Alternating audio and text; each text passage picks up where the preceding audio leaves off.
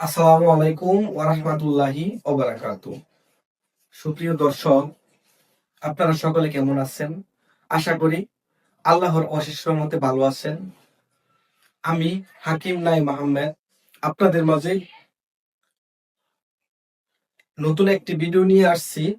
তো যাদের piles, অর্শ gas, মলদ্বারে ব্যথা, মলদ্বার দিয়ে রক্ত আসা, মলদ্বার ফুলে যাওয়া, কোষ্ঠকাঠিন্যর সমস্যা, এ ধরনের সমস্যা যাদের আছে তাদের জন্য আজকের ভিডিওটি খুবই গুরুত্বপূর্ণ। তো প্রিয় দর্শক, বর্তমান সময়ে এ সকল সমস্যায় অনেকেই জর্জরিত।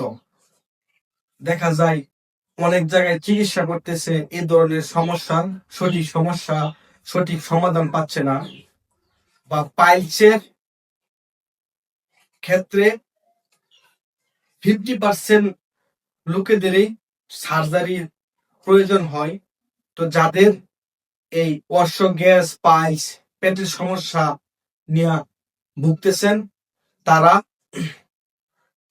একটি ভেষজ ওষুধ গাছ চিনে রাখতে পারেন, যেটি আপনার আমার চলাফেরার সময় পথে ঘাটে, রাস্তার পাশে আপনা আপনি চোখে পড়ে, এমনকি অযত্নে পড়ে থাকে, এমনিতেই হয়ে যায়। এই গাছগুলো কিন্তু এমনিতেই হয়ে যায়, কিন্তু আমরা চিনি না বিদায় এর সঠিক ব্যবহার, এটি সেবন করলে কি রোগের কাজ করে জানি না বিদায় আমরা ব্যবহার করতে পারি না। তো যাদের অর্শ গ্যাস, মলদ্বারে ব্যথা, মলদ্বার দিয়ে রক্ত আসা, মলদ্বার ফুলে যাওয়া, বাথরুম করতে কষ্ট হওয়া, রক্ত যাওয়া, এই সমস্যায় ভুগতেছেন বা পেটের বিভিন্ন পীড়ায় সমস্যা ভুগতেছেন, তারা এই গাছটি সেবন করলে এই ধরনের সমস্যা থেকে মুক্তি পাবেন। গাছটি কি? গাছটি হচ্ছে লজ্জাপতি গাছ।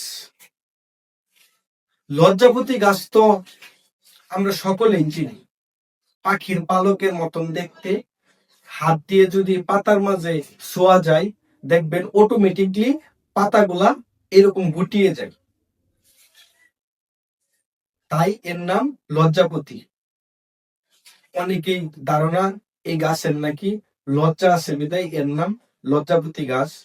তো এই লজ্জাপতি গাছের কিছু পাতা আপনারা সংগ্রহ করবেন। পাতাগুলো সংগ্রহ করে একটি পাতিলে কিছু পানি দিয়ে ওই পাতাগুলো ওই পাতিলের মাঝে দিয়ে 15-20 মিনিট জাল করবে। জাল করার পর দেখবেন ওই পানিটুকু একটু সবুজ বর্ণের হয়ে গেছে এবং একটু গাঢ় হয়ে গেছে।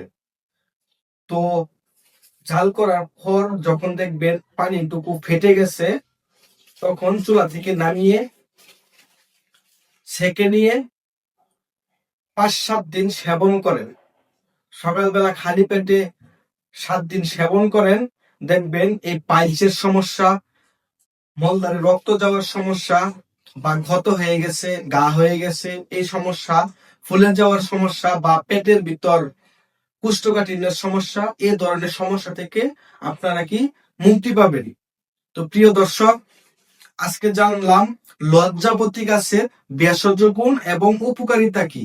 এছাড়াও লজ্জাপতি গাছ আরো অন্যান্য বিভিন্ন রোগের কাজ করে। তো শুধু আজকে আমরা লজ্জাপতি গাছের দ্বারা পাইলস, অর্শ গ্যাস এবং পেটের সমস্যা সমাধানে কিভাবে ব্যবহার করা যায় তা জানলাম।